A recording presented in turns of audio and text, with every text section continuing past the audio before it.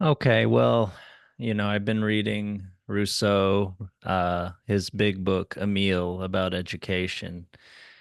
And he has this, Rousseau is famous for sort of the popular ideas like sort of believing in the goodness of human beings and sort of doing everything according to nature. And, that has maybe sort of degenerated into like a simplistic idea of nature is innocent, nature is always good, which is kind of his idea, but we've sort of like maybe taken nature as like some sort of harmless thing or something. I guess we sort of de was sort of neutered it or something.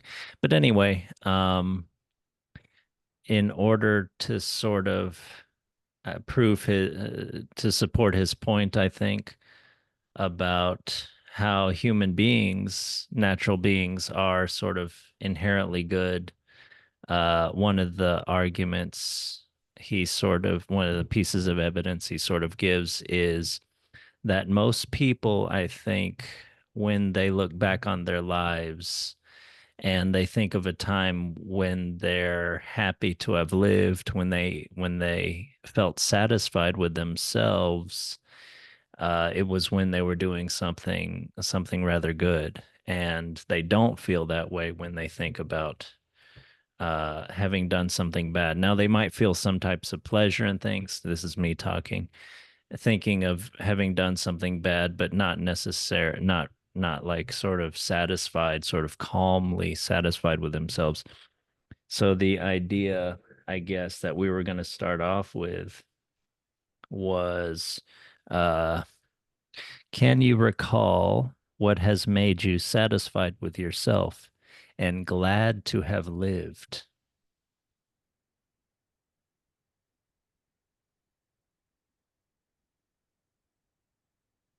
Mm. Mm. Well, for me, like one of those things to like working for and serving other people. That was like a big one when I was growing up, since I was like really involved in my church, and community service was kind of mandatory when I Oh, what went do you to. mean? They keep track of it? Or are you talking about to graduate high school? Well, that was like there was a high school requirement, but it was also like a requirement for my like Sunday school type classes. Um, so yeah, like I remember like I would have to do fun events for kids during the holidays, and that was setting up like games and fair booths and things like that, and kind of entertaining the kids during Halloween or whatever holiday it was. Mm. Um, so yeah, that I remember that felt satisfying, Mm. and Did you I you also think had. did you think back on that later and sort of felt that way? Yeah, Mm. yeah, because I think even at the time, even though it was kind of a requirement, it still felt fulfilling, so I wasn't too upset about it. Um, and then I had to do events for elderly people, which is mostly dinners and things like that. Mm. Because I remember my church teachers were kind of talking about how we forget the elderly a lot, and kind of doing these kinds of things helps them kind of still have like a connection and feel Yeah. connected to people. Yeah. So yeah, I think especially the elderly stuff, like that had like maybe the most satisfaction for me out of all the things I did there. Mm. Do you remember anything specifically? Um, Not really. I just remember having to act like a waitress and give them food and stuff, and they Was it seemed like a happy during the cafeteria events. type setting for a church event or something? Yeah, Long tables? yeah, like we had like a yeah, it was like a special dinner that we had advertised, and lots of people showed up, Mm. actually, like maybe more than I was expecting. Mm. Yeah. Did you feel what made you would you say this? What made you feel particularly satisfied? Well, I think the sense that I was like connected to people and helping people kind of at the same time. Hmm. Uh, so I didn't feel that separation. A lot of that is common in a lot of unhappy people today. Like there wasn't that separation, at least for that point in time. Why do you mention separation? Is that how you feel sometimes? Yeah, like when I'm not well, that's a common feeling. Uh, Yeah. That's almost, you could almost say that's like part of the definition of not feeling well yeah, yeah. So that spiritually or feeling, emotionally. mm, so yeah, that feeling didn't really exist when I was doing those kinds of things. Hmm. Hmm. Would you, yeah, the phrase from his book that most got me is glad to have lived. Mhm. Were you glad to have lived from some of these experiences? Yeah, because I felt like I served a purpose, and if I wasn't around, there would be like one less person to help with that. So Yeah. yeah, Yeah, for me, being useful, feeling useful is like, yeah, makes me feel like that's a worthwhile purpose, meaningful mm, life. Glad to have mm, lived. Yeah, feeling useful and feeling connected to people. mm, Like, do you think you could feel that same way if you were just sitting in a room and doing something on a computer and you never interacted with any of the people whom you were useful to, you know? not really like that.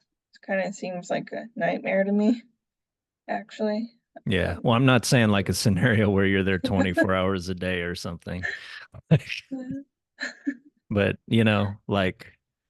like the scenes you're describing, like people are looking you in the eye and like saying thank you, uh, or whatever, And I'm wondering, I mean, you can be useful being like some type of bureaucrat and just like doing stuff on a computer in a concrete room and never seeing people. But yeah, like you and I recently talked about how I finally bit the bullet and been regularly donating money. And this is a very good cause. This is to the poorest of the poor in the world. I think it's people who live under $2 a day. I think that's the definition of extreme poverty. And this is giving money to them directly, and it's a legit organization that doesn't have too much overhead and doesn't have people that are getting wealthy immediately from doing it. I mean, the people in the organization. So it's very, very good. And I wanted to finish this by saying I wasn't very satisfied or as much because I didn't have that direct interaction. But I found out about this organization. I think it's called Give Directly.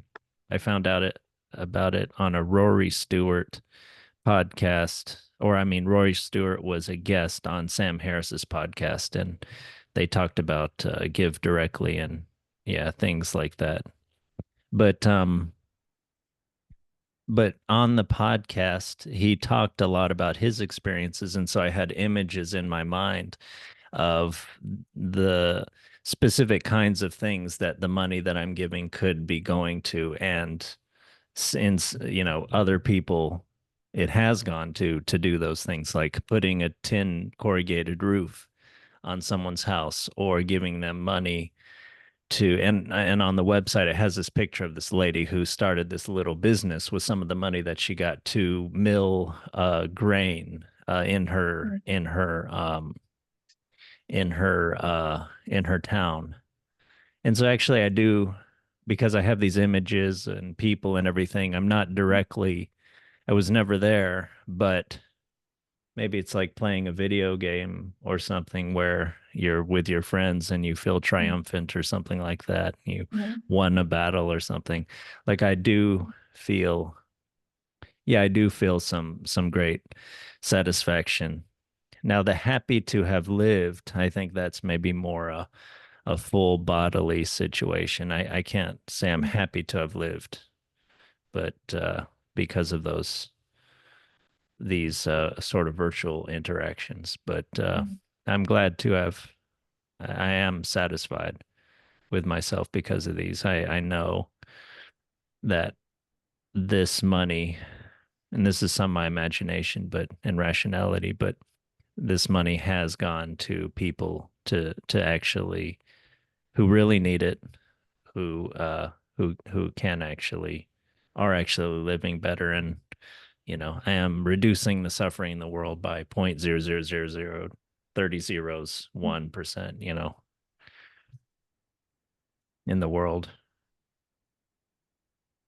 But would you say those things made you glad to have lived? It's sort of a retrospective Yeah, self kind of thing. yeah, I'd say so. Yeah,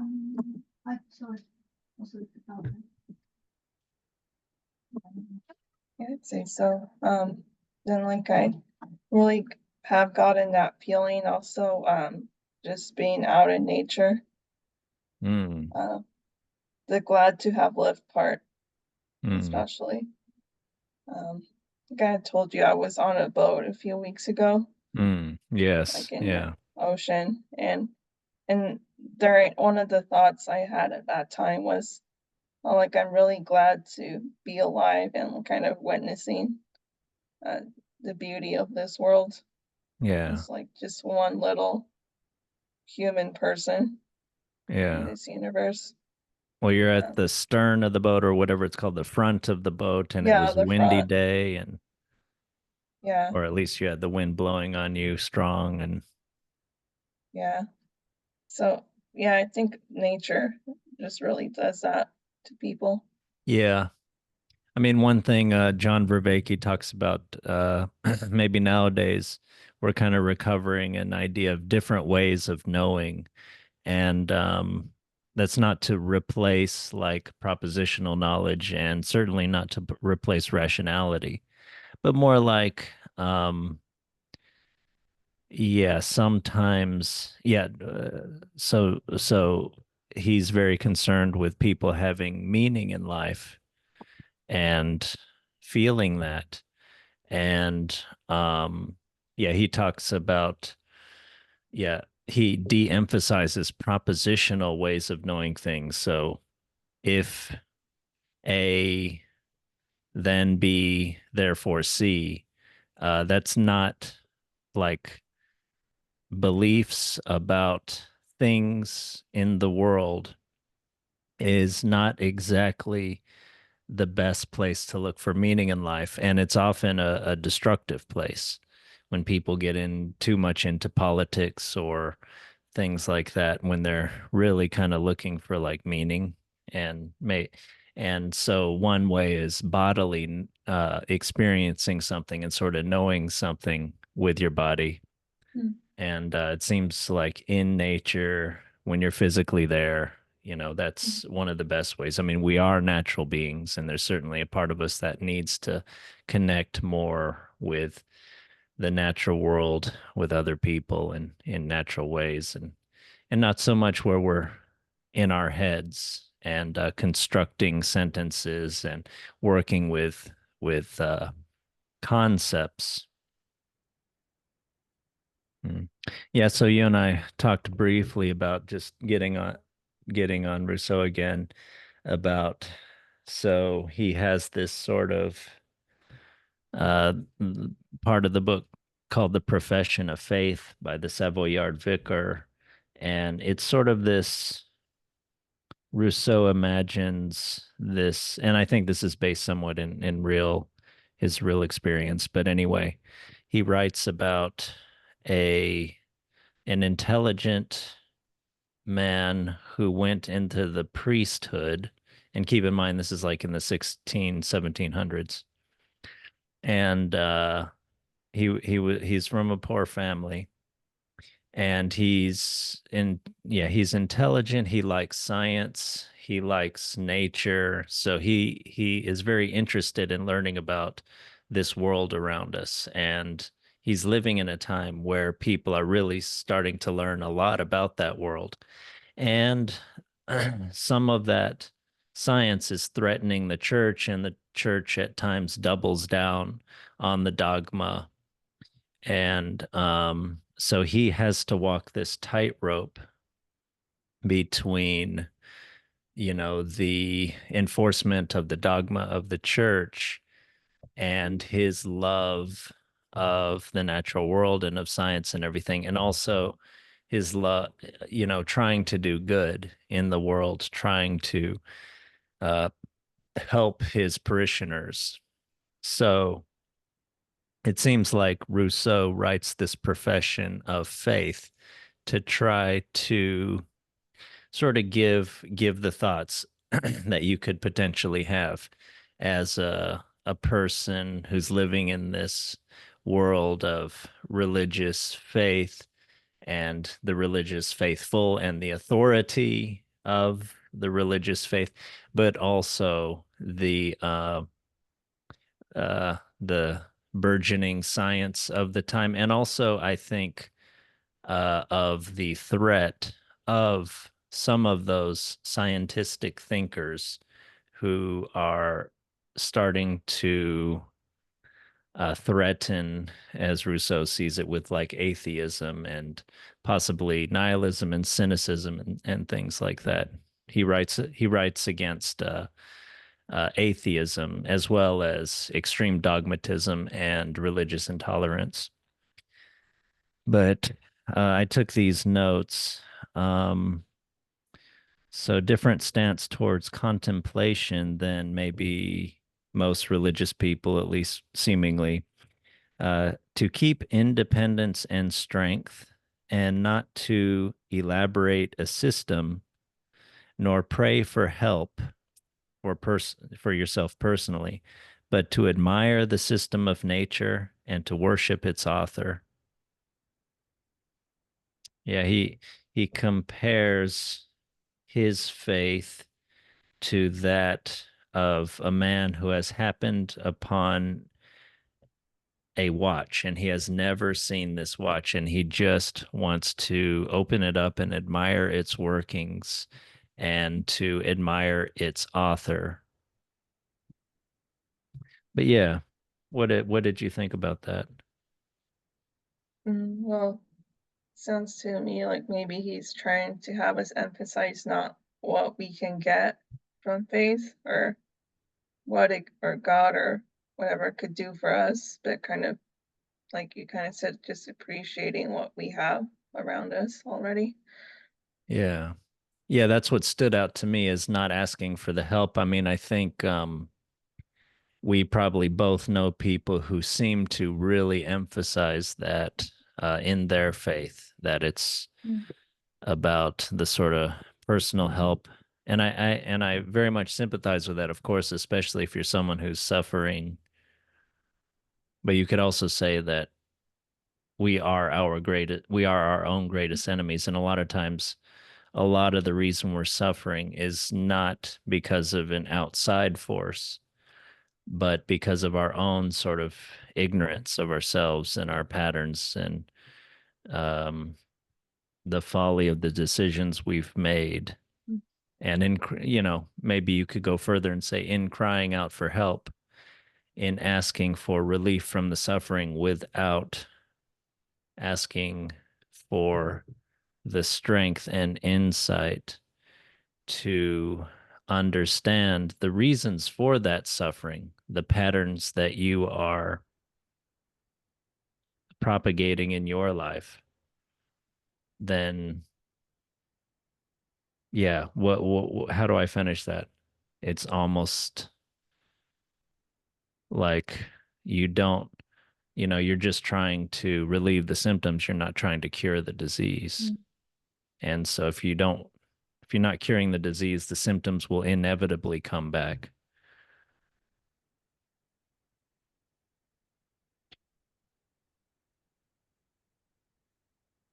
What do you think about that, in that, yeah, not crying out for help? Mm.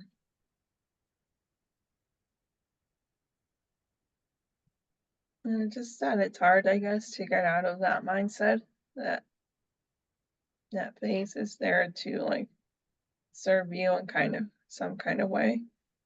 Um, Yeah, because one of the bases, I've said this before, but it seems like one of the bases of human relationships is reciprocation. mhm, And so people might often think of the divine. Yeah. I mean, it's kind of weird. The divine can be something that we project mhm, onto, and we may project a humanness in the sense of like, I worship you. I think you're better than me. You, in turn, maybe give me something back, right? mhm, mhm. So, yeah. Yeah. I worship you. So you make me feel better. Yeah, That's a little like, I mean, that makes sense in terms of reciprocation, but maybe not the most enlightened idea of the divine. yeah, it's kind of thinking of the divine as like another human or something, but maybe, yeah, but maybe if it, maybe that's less likely to happen. Maybe if we just see the divine as more like nature Hmm. or like Less personal, yeah. yeah, More a big system hmm, operating on laws. Learning the laws is a way of worshiping, and that worship is definitely something that takes effort. And it also brings enlightenment in and of itself, maybe. Yeah, you can worship nature. I mean, in terms of learning science or, uh, maybe a artistic sense and landscape drawings that have a sort of a, spiritual kind of bent, like especially like well, Aldous Huxley writes about this in The Doors of Perception, but especially in the Eastern paintings, that the landscape paintings that's not for verisimilitude, but for bringing out the sort of essence, spiritual, don't want to overuse that word, but essence of a landscape. But yeah, it would seem in a way, yeah, a worship that would be salutary in itself and sort of developing one's appreciation of the whole and maybe bring you peace rather than directly ask for simply relief of emotional suffering. But I mean, there's times, what about in the worst of times, in the worst of suffering? mm, Someone died, someone was murdered, a terrible yeah, injustice was done. that's why I'd say maybe it's not all bad all the time to kind of have that relationship with the divine. I'd say like, yeah, when in the worst of suffering, I think could actually help someone maybe kind of hold on to hope or kind of Yeah, go on. give them like mental strength or something Yeah. or emotional strength to keep going. Yeah. So Yeah, as you have that's acute sort of stress, it's good to have something like a mentor to directly talk to. mhm, But, I said this is a scenario, a scenario of great suffering, but there are probably many cases of great acute suffering that probably are directly related to how you've been living your life, how mhm, you've been thinking, yeah, how you attribute things, how you attribute your suffering to those outside of yourself rather than to you. I'm not saying people never cause other people suffering or situations mhm, don't, but uh, you know, many, many times, most of the time, there is something that you could have done differently, and not saying you should like be crushed with regret, saying you should learn about that so as to not repeat those patterns and Mhm. go forward with greater self-knowledge and less greater self-knowledge and better decisions into the future, and therefore less suffering, you Mhm. know. Yeah. Yeah, I know the times for me uh of the worst suffering have definitely been had a lot of like personal decision making and wrong thinking in them mixed in, like the majority of it, like most of it.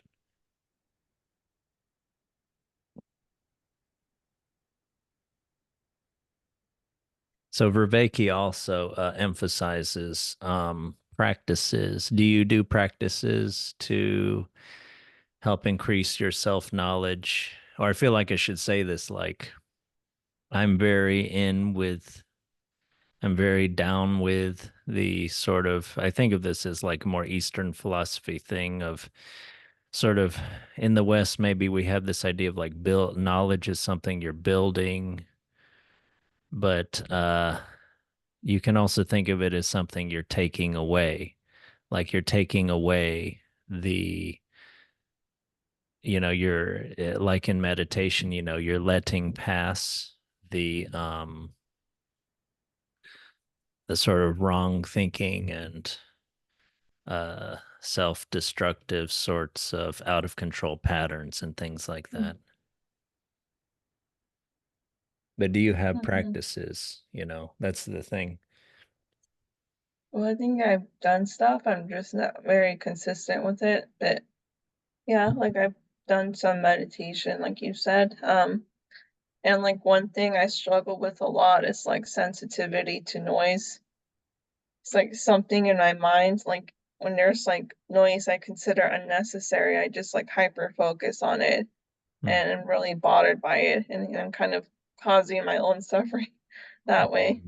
Hmm. But with the waking up kind of meditations I've been doing, I Are you talking about the have app, waking up app? The yeah, Sam Harris. Okay. yeah. Noise are kind of like parts of those meditations, and you're kind of just supposed to just let them be, You're and talking they're about the just kind of part of mindfulness meditations where Mhm. you're just sort of aware of sounds, Yeah. and then there'd be random noises that you hear. Mhm. Yeah, and you just kind of have to accept that as part of your environment and not let yourself be bothered by them. Hmm. Um, Ha, so I'd say like in that kind of small way, it's been kind of helping me a little bit. hmm. You do feel like it's changed you a little bit. I feel like just less bothered by noise, like not all the time. Like at nighttime I'm still like really bothered by it, but yeah, I'm just not as bothered at least a lot of the time now. Yeah, that's good. Yeah, many people have this idea of meditation as sort of someone being calm all the time. And I guess that's kind of true, but it's not like they're imposing the calm. It's more Mhm. like they have slowly over many, many, many hours over years, Mhm. um, peeled away, I don't know, conceptual thinking and reactivity to where just things that arise in outside and inside themselves, they're just going with it. Mhm. So, once an agitated feeling or action, agitating action happens, then it's sort of like they're, not really pissed off about it afterwards, Yeah. and it's just sort of let go. And it's not like they're thinking about it and reliving it and kind of keeping the, Mhm. this is often the motion that people do for someone being crazy, which is interesting. I wonder if we have this idea that it's like rumination. I'm twirling my hand around my Mm-hmm. uh, ear, but yeah, we have this sense that craziness is rumination, is repetitive rumination. You know. Yeah. And yeah, I feel like it's a shame, like we have a big misunderstanding of kind of what meditation is. Mm. At least here in the West, where we think of something that you do in a controlled environment, for noise and whatever else might be annoying to you. But Yeah, yeah, it's something you do to deal with the uncontrolled environment. yeah. Uh, Yeah, I think I haven't meditated for that long, a few years, but I think I don't have this idea very much anymore. But I think for the longest time, up until somewhat recently, I had this idea, this sort of concept going in that I want to feel better. And I think mm, I wonder, I would think a lot of people have that idea of meditation, that it's like mhm, you're trying to be calm, you're trying to feel better. Trying not to feel bad, pissed off, you know, agitated, unfocused, things like that. mm, And yeah, you don't want to feel that way, but it's sort of like the way to not feel those things as much, or not be bothered by those things as much, is not to try directly to mm, not feel that way, but to train your mind to not do the things that were making you feel that way. If that makes sense. mm. Yeah. So to deal with the cause rather than the effects. Any other practices you've thought about trying? Um, yeah, I can't really think of what other things I might do. You mentioned journaling you've done in the past. I think I was listening Oh to an yeah, old episode of ours. yeah, I used to do dream journaling a lot where I would lucid dream and then like write down the details of the dream as soon as I woke up, and I did that over the You course were of a few talking years. about sort of more alleviation of sort of pain at that time, right? So you were actually trying to make your sleep like a much more pleasant experience. Mhm. Yeah, because yeah, I would have a lots of nightmares kind of related to the stuff I was dealing with growing up. So, as a child, I remembered like I started to gain control of dreams. Somehow, like I figured it out Mm, when I was young. And then mm, I would try to turn those nightmares into like regular dreams or just better dreams in some kind of way.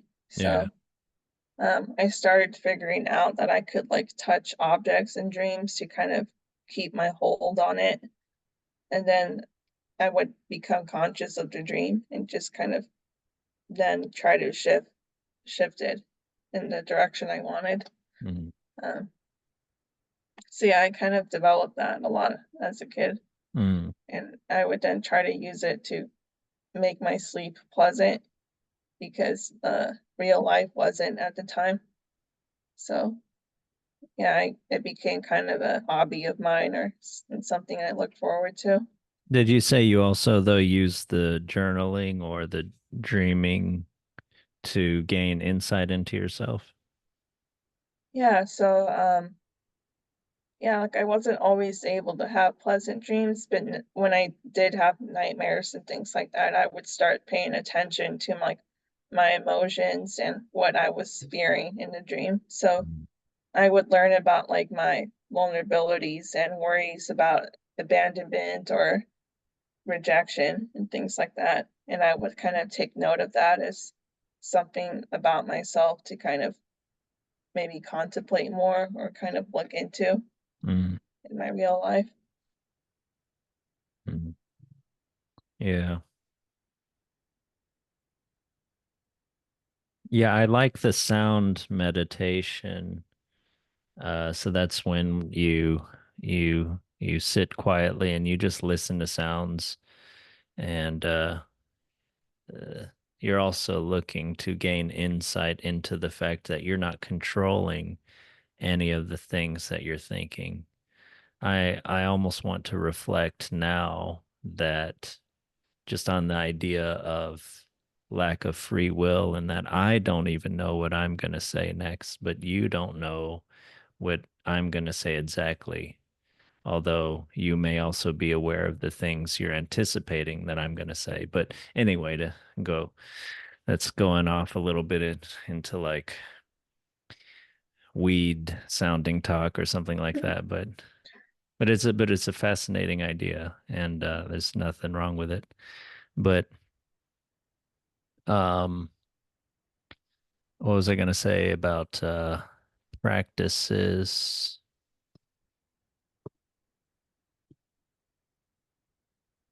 But yeah, sound meditation is sort of, yeah, you get quiet and you start to just, yeah, listen to sounds, and you are supposed to kind of have gain the insight that you're not controlling any of this. And yeah, I like that one. I mean, that is a little bit, I don't know, sort of expansive. You're sort of, but I guess like all the mindfulness meditation with meditation on bodily senses or other things, you are trying to let go of your concept of your own body and maybe related thoughts and things like that, and more just pay attention to what is arising in the moment. I think you've said before that you quite easily drop the concept, the image in your mind of the body when you're doing the bodily sensations meditation, and you're able to just feel the sensations that are coming up in your body, like vibrations or itches or just feeling, heart beating, breathing. Yeah. Yeah, I think I've gotten to that point lots of times when I do them. And yeah, I'm not sure if I'm supposed to assign feelings to it or something, but it's kind of freeing. Yeah, I Um, think it is freeing. I mean, yeah, I actually have a really hard time letting go of that image of the body. It's like I'm always turning the kinesthetic sense into like a, a cognitive formation. But yeah, I think any sort of mindfulness, yeah, you do feel more free because, yeah, what is it exactly? I mean, it's just, I don't know what it is, but in certain states of mind, you get more sort of tangled up, and you start to, yeah, it's like you get tangled up a little bit, and then you're trying to untangle the things. It's like you have mental tasks and somewhat mm, you're not even aware of sometimes. yeah. Yeah. But yeah. Yeah, I think yeah, it's a good insight that Vervaeke has, or a good idea that John Vervaeke has, that yeah, it's not so much about propositional knowledge and and argumentation and things like that. It's about practices that sort of, yeah, free you, and that has a lot to do with getting on to a meaningful life. Yeah. Well, anything else this week? Mm, not that I could think of. Yeah, I think that's a good one to leave off on. Yeah, let me know next week if there's any practices that you've tried, even from the Waking Up app or from other things, that sort of Mm, journaling or anything that yeah, you feel helped your insight. yeah. You know. Okay. Well, until then, take care. Bye.